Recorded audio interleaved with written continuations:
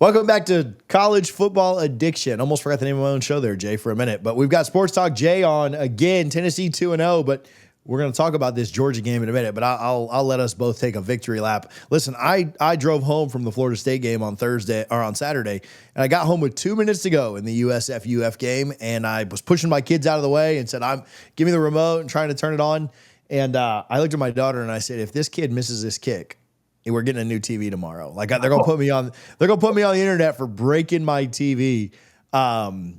Thank God he didn't, because I could just see. I invested all this energy into hate watching Florida, and thank God he made the kick. Martin. I'm a big Bucks fan, living here in Tampa, and Martin's son did it.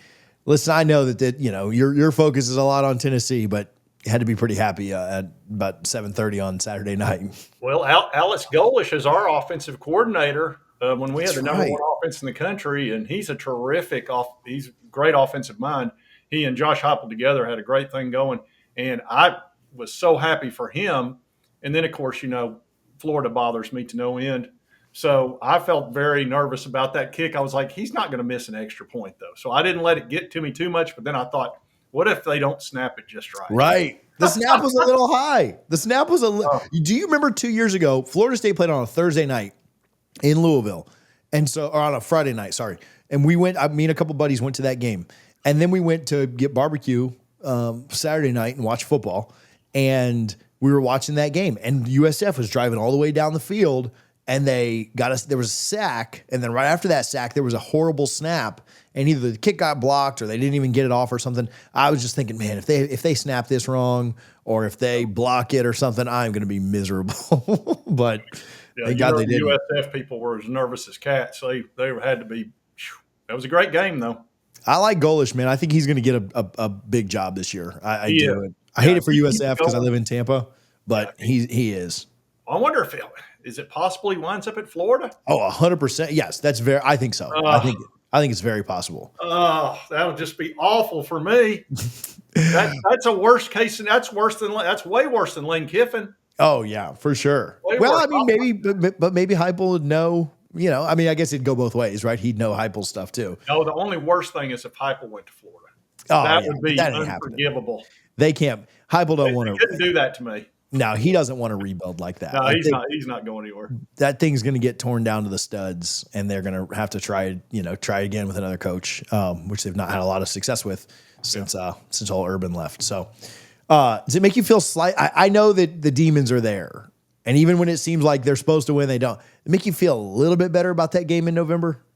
Yeah, it does. But the Swamp has just had our number. They've just had this magical crap down there. It's been awful. Yeah. We haven't won down there. God, it's like 20 years. Yeah. So like 10 or 11 times in a row we've lost to those people down there. We've beaten them 2 out of the last 3 years, but that's always at Neyland. Yeah. So that's a tough place to win. And y'all, are you playing them there this year? We are, yeah. Man, that's going to be a great ball game. You've got the Gus bus, and the bus is toot, toot. It's a flying down the lane. It's rolling. We talked about it. You and I talked about it in the offseason. Yeah. I didn't. Man, it was the day of the Florida State game last year. I was in Tallahassee. I was at a bar watching with a buddy, and I got a text like a minute. I don't claim to have a ton of inside info or whatever on this, but I got a text like 1 minute before Pete Thamel tweeted it, and they said, "Buckle up, we're getting on the Gus bus." And I was like, at first I was like, "What the hell are they talking about?" I didn't even think Malzahn wasn't even in my mind, and I'm like, "What are they talking about?" And then I see Pete Thamel's tweet come through before my buddy even responded to me. And I was just like, you got to be kidding me. Like, I didn't believe in it. And boy, I'm a believer now. So and he got the right guy, the Thomas Castellanos. See, he had recruited him. And he loved his game. And he was like, God, this guy can run my offense beautifully. And Gus gave Alabama tons of grief when he was running that offense. They struggled with it, something awful. Saban wanted rules changed because of it. So you're going to have a great year. It's going to be nothing but fun. Been a fun start so far. Fun start for Tennessee. Thrashed Syracuse. We talked about that game a couple of weeks ago. And then obviously you play a direction, you play a lower competition type school. I know there's probably not a lot you can take away from when you play a lower level competition, but anything from the first 2 weeks stand out to you? Because to me, it's the way Joey's played. And I know they're not playing world beaters yet, and he'll get his test this weekend. But to me, it's the way that Joey has played so far. I'm real pleased. It's better than I was hoping for. He's a really good, solid quarterback, and the best thing that he does for us by far, and it's not a physical thing. He has the ability to go fast with our offense. He can handle it. He can make the reads. He can make the adjustments, and he can go as fast as Josh Heupel wants him to go, which is the way Hendon Hooker ran our offense, and the way all these other quarterbacks he's had have run our offense. Last 2 years, we couldn't do that. Joe didn't like to go fast. Nico wasn't ready to go fast. Joey just walks in here in the fall and he's ready to go. He's a fifth-year guy and he's ready, ready to rock and roll, and he's done exactly that. So that makes us way more dangerous. Now, we're going up against a team this week that has had our number. I keep saying that. It's the one team that's still left that has our number, and that's Georgia. Yeah. The Georgia matchup is interesting. Do you pull much from their game? I don't know if you watched it or rewatched the highlights or anything, but do you pull much away from the kind of the rainy, messy, low-scoring Austin Peay game? I certainly didn't think that would be the final score. No. Knowing Kirby wasn't going to show us a damn thing. That's what his deal is. I know Kirby, and he thinks that way, and he was not about to show. Why show anything against Marshall and Austin Peay? No point. Yeah. So, no, it's all a ruse. They're going to come in there, and they'll have a good offense. They got Mike Bobo, who's a pretty good offensive coordinator. He is no Todd Monken. I was very happy to see Todd Monken go to the NFL, their offensive coordinator that they won 2 natties with. So, they'll be ready. It's not going to be the offense you saw. How much confidence do you have? We talked about Joey, and we can talk about some of the weapons too on offense. Just what are your thoughts on them competing against very obviously the best defense that they'll see maybe all year, but certainly to this point? It's going to be very difficult. I'm really glad it's at Neyland. That helps a ton. So we don't have to worry about dealing with the crowd too. It'll be difficult because they'll have shutdown corners, and they'll have those big defensive linemen. Their linebackers are great. I mean, that's what they're known for. They're a defensive-minded team that the offense complements. So it'll be the biggest test Joey's gone against, except when he went against Clemson when he was at Appy State. Now, he didn't look good in that game, but Clemson lived in the backfield. They literally, they didn't even slow the defensive lineman back. By the time Joey got back there and was ready to throw, they were already with him. So it looked kind of bad. So he's dealt with that before. It's just whether or not he can pull it off. It's going to be it'll be his toughest test of the year. You mentioned this, and it's a good transition to it, but thoughts on the way that, again, considering competition, but thoughts on the way that Tennessee's offensive line has performed so far and expectations for them, again, going up against maybe the best D-line they'll see all year. Appreciate Sleeper for their support. Listen, there's fantasy football on that app. There's eliminator leagues. Maybe we'll do a double fries, no slaw pick'em that you guys can get involved with. Give away some tickets to the Champions Club or something like that for the winner. Mental note that down. We'll get it done. But listen, we've been making money with the more or less. Hopefully you took some of that more and that less in that USF game here. Sleeper has a phenomenal interface. One of the best places you can go just to go check the scores. There's a USF UF score that you guys all enjoyed from Saturday. You can see their fans freaking out in the comments on it. You need to be on the Sleeper app. Use our code DFNS for a 100% match up to $100. If you want to play the more or less game with me and Richie every Wednesday night, we would encourage you to do so. But one way or the other, you should have this app. You should use our code to get it so that when you do deposit, you can get that bonus. But make sure that you go check out Sleeper's terms and conditions. They do apply. See their terms of use for details. Appreciate Sleeper for their support. It's the app that you guys need to be on for all things sports. I think they're going to be pretty good all year.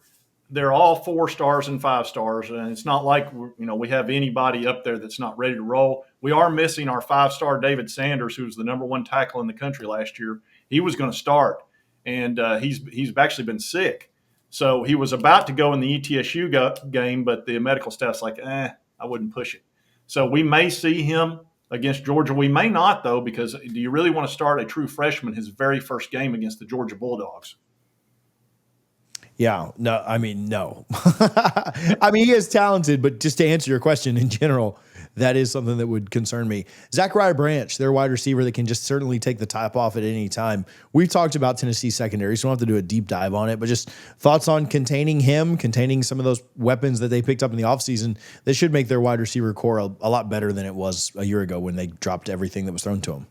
Well, the toughest part for us, we're missing our two starting cornerbacks. Yeah. Jermon McCoy, All-American. He's not back from his ACL yet. Ricky Gibson, who is a big-time four-star who played great last year, he's out for an extended period of time. We did bring in Colton Hood, who was SEC Player of the Week his first week, and he's been playing well. We're going to have to go with a freshman there in Ty Redmond, and he's been looking good, but he's a true freshman. I mean, it's going to be a test on top of a test. Our defensive line is all banged up. We've got three guys out of our defensive line, two of which are starters. So it's going to be difficult with our defense so banged up.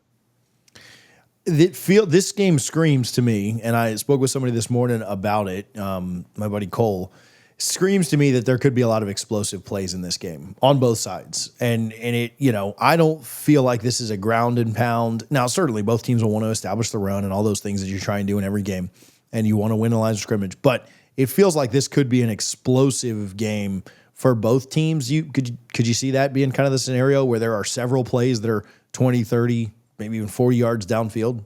I would be fine with that. I'd love to somehow get into a shootout with Georgia. Unfortunately, we just have not been able to score against them, but, that would be great. There's nothing I'd like better. It's like when we played Alabama back in 22 up there, and it was 52-49 or whatever. And I love a shootout with the Josh Heupel offense. I think we need to go fast. We need to risk it all and go as fast as we can go. And, yes, that risk a quick 3 and out, I would risk it. I would go at them as hard as I could, as fast as I could, and try to catch that offense off base, because as soon as you get your first down, then you can really go fast and you can catch them off guard and maybe burn a couple of those corners and hit them for that 50, 60, 70-yard TD. We need to score in bunches, and we need to score in big plays. You're not going to be able to just methodically move down the field against that defense. They're going to get you at some point. So you need the big splash play, and this guy can do it. He can make the throws. He's not going to overthrow it. He's not going to do a Nico. He'll hit the guy if he's open. When I think about this game, I think back to last year. Tennessee jumps out to an early lead, and they just didn't finish, And I don't know if that's just Kirby, who is so good at adjusting, or Josh getting too deep into the bag of trips, early and needing to save things. But to me, it wouldn't surprise me at all if Tennessee goes up 14-7 in this game, or 14-3, or 17-10, or something like that. But how do you figure out a way? And we don't get paid millions of dollars to talk about this. We get paid kind of pennies, right? But how do you figure out a way to finish to where you can do that for 4 quarters instead of just 1.5 or 2 or 3? That's a big question for me in this game, because Tennessee, I expect them to start fast. In fact, if there's a who scores first bet, I'll take Tennessee on that every time, especially at home. But can they sustain that for 4 quarters? And if they, or at least 3, right? 3.5, 4, hold on for dear life, whatever you have to do. But to me, that's kind of my biggest concern for Tennessee is, man, they're probably going to start fast, but can they sustain that for as much of the game as is possible? That'll be up to really Joey and our offensive line, keeping the defensive line off of Joey, and then Heupel staying completely aggressive the entire game.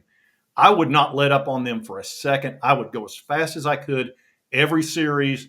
I would never let up. I would play like we're 20 points behind the entire game, and that's how you finish against a team like that, because if you try to get into kind of a rock 'em, sock 'em, back and forth, that's not a team that you want to do that against. You just got to keep hitting them as hard as you can with the big plays and hope that'll be enough when it's all said and done. Hope their offense is pedestrian enough to where you can keep them to around 20 points, something like that, maybe 25, 27, something like that, and then you score in the 30s, because they're going to score some points. They've got good players. Gunnar Stockton's a solid quarterback. I don't think he's some fantastic quarterback, but he's good. He wouldn't be there if he wasn't. Yeah, when you have so much talent around him. I mean, look at all those years that Nick and them won, with just average quarterback play. And, look, shoot, I mean, what did Georgia won, with average quarterback play from That's Stetson. in So, DoorDash Bennett, 2 yeah. natties. Well, they used to call AJ McHandoff. Remember that? That's what we Oh, call yeah. AJ McHandoff. So if you got enough talent around you, man, it doesn't matter if it's me and you throwing the ball, as long as we're not turning it over. You just get the ball to the guys that can move. That's what So, Alabama did for years. yeah, They they did were it so for good there. years. Yeah, They their just got defense didn't give up more than 17 points, and their offense just always found a way. game manager, run the ball. I think Georgia's going to try to run it on us quite a bit. Gunner's going to run the ball for sure. Mm-hmm. That's his kind of claim to fame. So it's going to be a bit of a battle, but they're gettable. They were gettable last year. Yeah. Really, Ole Miss got them, and that Now, who Florida else? almost got them. Georgia A lot Tech of people had did. them. Georgia Yeah. Tech had them. So Georgia Tech had them. Texas had them in the SEC championship. If Sark could have called something there in the red zone, they'd beat them too. All right, let's look at some of the other games real quick. Just quick thoughts. Clemson at Georgia Tech. Clemson didn't look very good against Troy this week. Now they ended up pulling away late, but you think the Yellow Jackets can get an upset there at home, or you think Clemson bounces back? I think Georgia Tech is a team to watch. They are a team to watch. I think they could get them. Clemson, I don't know what. Maybe they had a hangover from that first game losing to LSU, but they're gettable. They're very gettable. I was very surprised by the Troy game.